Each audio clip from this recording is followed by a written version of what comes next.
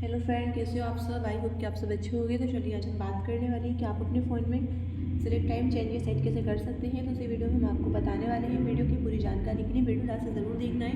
बहुत simple step है जो आपको देखनी है, फॉलो करनी है। अगर आपने अभी तक हमारे चैनल को सब्सक्राइब नहीं किया है तो आपसे रिक्वेस्ट है कि आप हमारे चैनल को सब्सक्राइब कर लें। तो आइए वीडियो स्टार्ट करते हैं। आप अपने फ़ोन में सिलेक्ट टाइम चेंजेस सेट करने के लिए सबसे पहले आपको अपने फ़ोन में सेटिंग को ऑन कर लेना है।